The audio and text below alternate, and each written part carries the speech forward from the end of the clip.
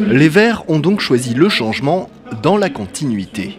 Cette continuité est incarnée par David Cormand. Celui qui était le patron intérimaire du parti depuis février a été confirmé dans ses fonctions de secrétaire national. La ligne politique d'Europe Écologie Les Verts, en revanche, va bien changer. Fini les alliances avec le Parti socialiste, les écolos s'émancipent. Il y a quand même eu la sortie du gouvernement.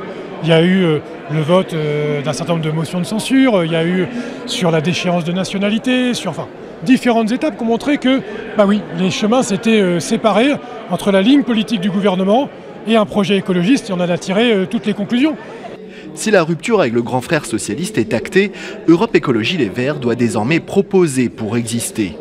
L'écologie reste évidemment au cœur de son projet politique, mais ses cadres insistent pour que leur parti se fasse entendre dans d'autres domaines que l'environnement. Ce que portent aujourd'hui les écologistes, je crois, dans ce congrès, c'est au fond l'autonomie pour convaincre sur nos propositions.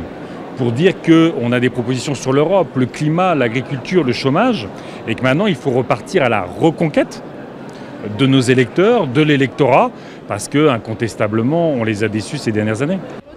Mais qui portera ce message lors de l'élection présidentielle de 2017 ? La plupart disent souhaiter une candidature de Nicolas Hulot, mais ce dernier n'est pas convaincu de se lancer.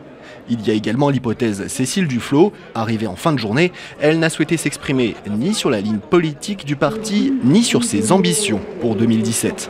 Aujourd'hui, c'est le congrès de ELV et c'est le jour de David Cormand et c'est que lui qui vous parlera de tout ça. Et les 364 autres... On a compris, collectif. Si c'est l'esprit collectif qui était mis en avant ce week-end, reste à savoir combien de temps il prévaudra face aux ambitions personnelles.